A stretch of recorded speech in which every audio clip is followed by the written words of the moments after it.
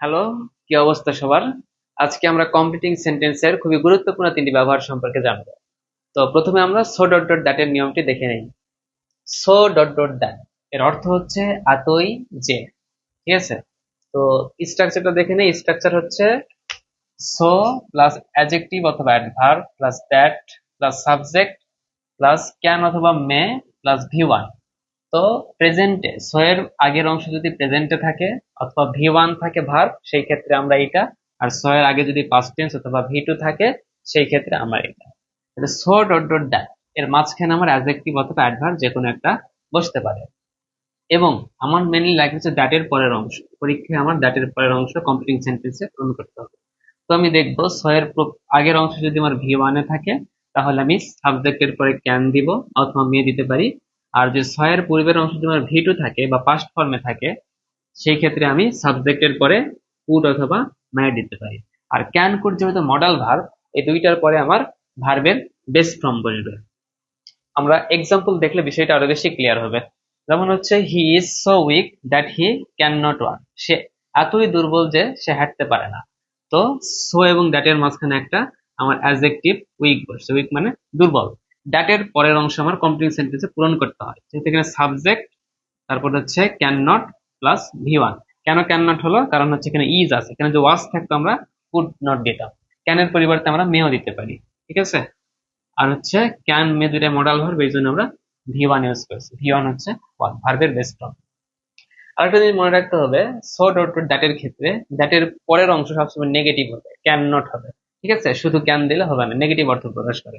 তো completing sentence যেভাবে আসে, the dress is so dirty that, ড্রেসটি এতই নোংরা যে কি আমরা পরিধান করতে পারি না। সেক্ষেত্রে কি হবে? সো ডার্টি দ্যাট উই, এখানে ক্যান হবে না কুড হবে, এখানে ইজ আছে যেহেতু ক্যান হবে, তাহলে we can not wear it. Wear মানে পরিধান করা। আচ্ছা, পরেরটা, the man ran so slowly that dash. আচ্ছা, এখানে কিন্তু সো টু দ্যাটের মাঝখানে এটা হচ্ছে অ্যাডভার্ব আছে। ঠিক আছে? তো হচ্ছে রান, এটা হচ্ছে রানের পাস্ট ফর্ম হচ্ছে র্যান।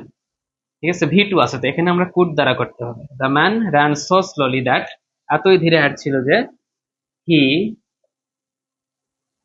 কুড নট উইন, সে কি জিততে পারে নাই। আচ্ছা, এখন আমরা সো দ্যাট এর নিয়মটি দেখব। আচ্ছা, সো দ্যাট মানে হচ্ছে যাতে। সো দ্যাট এর পূর্বে যদি প্রেজেন্ট টেন্সের বাক্য থাকে অথবা ভি ওয়ান থাকে, সেই ক্ষেত্রে আমরা সো দ্যাট এর পরে সাবজেক্ট দিব, তারপরে ক্যান অথবা মে প্লাস ভি ওয়ান দিব। আর সো দ্যাট এর পূর্বে যদি আমার পাস্ট টেন্স থাকে অথবা ভি টু থাকে, সেই ক্ষেত্রে আমি সাবজেক্টের পরে কুড দিব, তারপর ভি ওয়ান দিব। ঠিক আছে? ক্যানের পরিবর্তে মেও দিতে পারি, কুডের পরিবর্তে নাইটও দিতে পারি। ক্যান কুড এগুলো হচ্ছে মডাল ভার্ব, এই জন্য ভার্বের বেস ফর্ম অথবা ভি ওয়ান দিব। তো মনে রাখতে হবে, সো দ্যাট এর পূর্বে যদি ভি ওয়ান থাকে অথবা ইজ থাকে, সেই ক্ষেত্রে আমি সাবজেক্টের পরে ক্যান দিব। সো দ্যাট এর আগে যদি আমার পাস্টে থাকে অথবা আমার যদি ওয়াজ থাকে, সেই ক্ষেত্রে আমি সাবজেক্টের পরে কুড দিব। তো এক্সাম্পল দেখলে বিষয়টা আরো বেশি ক্লিয়ার হবে। তো উই ইট সো দ্যাট অথবা in order that, so that এর পরিবর্তে আমরা ইন অর্ডার দ্যাটও দিতে পারি, দুইটার অর্থ same. We it so that we can survive, আমরা খাই যাতে আমরা বেঁচে থাকতে পারি। ঠিক আছে? তাহলে সো দ্যাট এর পরে আমার কি হয়েছে? সাবজেক্ট, তারপর হচ্ছে আমার ক্যান, তারপর হচ্ছে আমার ভি ওয়ান। কেন ক্যান দিলাম? এখানে হচ্ছে ইট আছে, ভি ওয়ান আছে, প্রেজেন্ট ফর্মে আছে, এই জন্য এখানে ক্যান দিলাম। এখানে আমার যদি এট থাকতো, আমার ওখানে কুড হয়ে যাইতো। তো কমপ্লিটিং সেন্টেন্স যেভাবে আসে, সো দ্যাট এর পূর্বের অংশ দেওয়া থাকে, পরের অংশটা পূরণ করতে হয়। যেমন হচ্ছে he reads more so that, আর পরে আছে he read more so that. এখানে হচ্ছে রিডসটা হচ্ছে ভি ওয়ান, এখানে he third person singular number, তাই ভার্বের সাথে এস যুক্ত হয়েছে। এটা হচ্ছে ভি ওয়ান, কিন্তু পরের বাক্যে এই রিডটা হচ্ছে ভি টু। ঠিক আছে? কারণ আমরা জানি রিডের present form, past participle form তিনটাই সেম, রিড রিড রিড।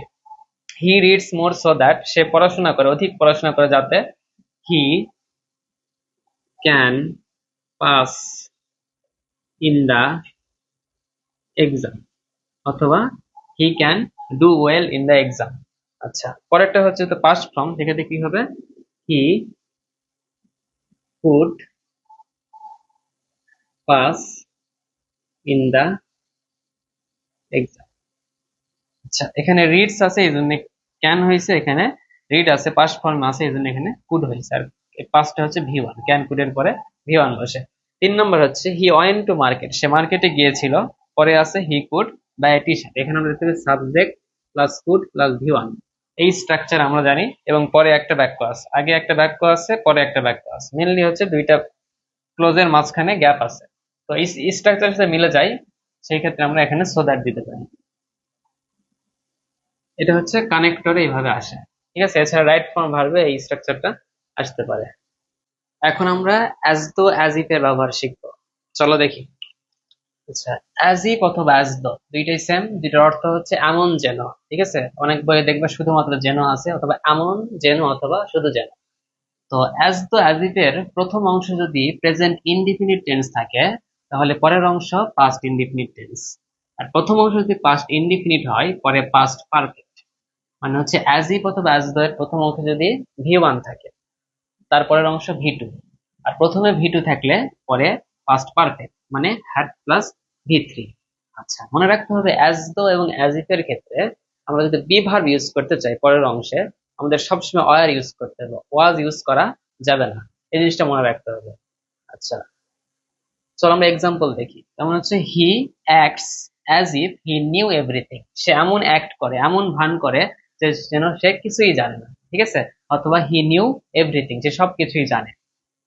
আচ্ছা, অ্যাজ ইফ এর প্রথম অংশ অ্যাক্টস, এটা হচ্ছে ভি ওয়ান, মানে প্রেজেন্ট ফর্মে আছে, প্রেজেন্ট ইনডিফিনিট টেন্সে আছে। তাহলে পরের অংশ আমার পাস্ট ইনডিফিনিট করতে হবে, এই জন্য নয়ের পরিবর্তে আমার হয়ে গেছে নিউ, ভি টু হয়ে গেছে, ঠিক আছে। এই জায়গায় আমরা বি ভার্ব ইউজ করতে চাইলে আমার ওয়ার ইউজ করতে হতো। যেমন হচ্ছে he acts as if he were a mat. আচ্ছা, কমপ্লিটিং সেন্টেন্সে যেভাবে আসবে দেখে নেই। হি টক্স অ্যাজ ইফ, সে এমন ভাবে কথা বলে যেন সে কি কিছুই জানে না, সে একজন পাগল, সে একজন MBBS doctor. He talks as if he subject, be verb use করলাম, হি ওয়ার এ ম্যাড, সে একজন পাগল। ওয়ার কেন হলো, এখানে হচ্ছে আমার ভি ওয়ান আছে, এই জন্য এখানে আমার ভি টু হয়ে গেছে। আচ্ছা, হি টক, এখানে হচ্ছে আমার আগেই ভি টু আছে, মানে আগে পাস্ট ইনডিফিনিট টেন্স, তাহলে আমার পাস্ট পারফেক্ট করতে হবে। তাহলে আমি সাবজেক্ট দিব, তারপর আমার হ্যাড দিব, তারপর ভি থ্রি। ভি থ্রি কি দিতে পারি, হ্যাড বিন এ ম্যাড। অথবা এখানে আমি লিখতে পারি হি হ্যাড নোন এভরিথিং। এমন ভাবে কথা বলে যেন সে সবকিছুই জানে, এমন ভাবে কথা বলতে যেন সবকিছুই জানতো। আচ্ছা, এটা রাইট ফর্ম ভার্ব আসতে পারে কিভাবে, Mina behaved as though he know everything, ব্র্যাকেটে আমার নো দেওয়া আছে। আচ্ছা, অ্যাজ দো এর পূর্বের অংশ ভি টু আছে, মানে পাস্টে আছে, তাহলে আমার পাস্ট পারফেক্ট করতে হবে, তাহলে নো হয়ে যাবে কি হ্যাড নন।